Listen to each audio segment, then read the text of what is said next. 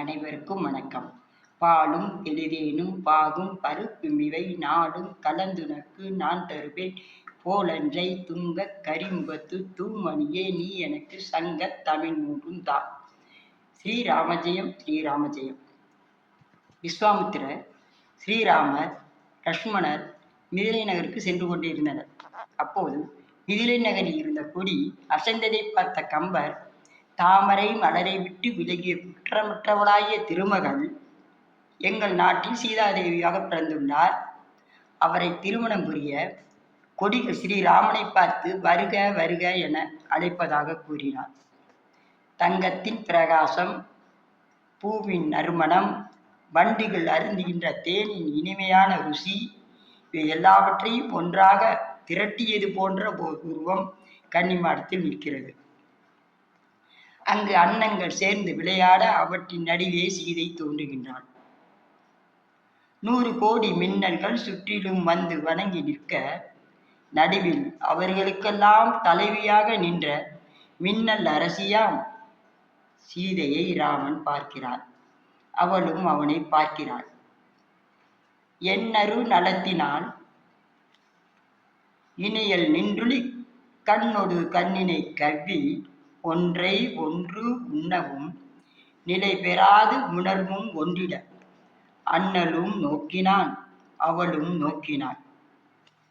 பேரழகை கொண்ட சீதை கன்னிமாடத்தில் நிற்க, அவளுடைய கண்களும் ராமனின் கண்களும் ஒன்றை ஒன்று கவ்வி உண்கின்றன.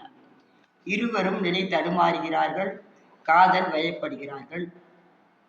நோக்கு எனும் பாசத்தால் பிணிந்து, கண் பார்வை எனும் கயிற்றினால் ஒருவரை ஒருவர் கட்டி ஈர்த்து கொள்கிறார்கள். ராவணின் மனம் சீதையை இழுக்க, சீதையின் மனம் ராமனை தன்னருகே இழுக்க, இருவரும் மாறி புக்கு இதயம் எய்தினார் என்று முடிக்கிறார் கம்பர். முதல் பார்வையா? யார் சொன்னது? திருமால் அவதாரம் ராமன், திருமகளின் அவதாரம் சீதை. ஏற்கனவே ஒருவரை ஒருவர் பிரியாமல் வாழ்ந்தவர்கள்தான் இந்த பிறவியில் ரொம்ப நாள் கழித்து சந்திக்கிறார்கள். அதனால் சட்டென்று காதல் பற்றி கொள்கிறது. பிரிந்தவர் கூடினால் பேசலும் வேண்டுமோ என்று கூறுகிறார் கம்பர். இதெல்லாம் விஸ்வாமித்திரருக்கு தெரியுமா? அவர் பாட்டுக்கு நடக்கிறார். ராமனும் அவருக்கு பின்னே சென்று விடுகிறான். சீதை துடித்து போகிறார். அதை சொல்லும் கம்பன் வர்ணனை. கண் வழி புகுந்த காதல் நோய் பால் உரு பிறை என எங்கும் பறந்தது. பாலில் ஒரு துளி மோரை தான் பிறை ஊற்றுகின்றோம். அது பால் முழுவதும் சென்று அதனை தயிராக மாற்றி விடுகிறது அல்லவா? அதுபோல கண்களின் வழியே சீதைக்கு நுழைந்த காதல் நோய் அவளுடைய உடல் முழுவதும் பரவி வருத்தியது. அவள் துடித்தாள்.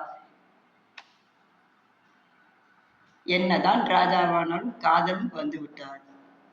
அவன் நிலைமையும் பரிதாபந்தான். சீதையை பார்த்துவிட்டு விஸ்வாமித்திரனுடன் சென்ற ராமனும் அப்படிப்பட்ட ஒரு தவிப்பில்தான் சிக்கி கிடந்தான். ஜனகர் வந்து விஸ்வாமித்திரர், ராமர், லக்ஷ்மணரை பார்க்கிறார். அப்பொழுது விஸ்வாமித்திரர், சீதைக்கேற்ற மணவாளன் ராமன் தான், இவர் தசரதனின் மைந்தன் என்று கூறி வால்மீகியிடம் எல்லா கலைகளையும் கற்றவர், ஏகபத்தினி விரதன் என கூறுகிறார். மறுநாள் பொழுது விடுகிறது. அரசவையில் எல்லா நாட்டு அரசர்களும் அமர்ந்திருக்க,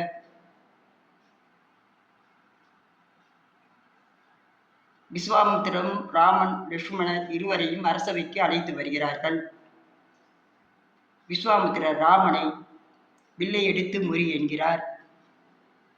அரசவையில் இருந்த அனைவரும் இந்த சிறுவனா முல்லை எடுத்து விற்கப் போகிறார் என்று தன் மனதுக்குள்ளே நினைத்துக் கொள்கிறார்கள். ராமனும் சிவதனுசை எடுத்து முறிக்கிறார். பிறகு ராமர் சீதை திருமணம் இனிதே நடைபெறுகிறது. ஸ்ரீராமஜெயம் ஸ்ரீராமஜெயம். நன்றி, வணக்கம்.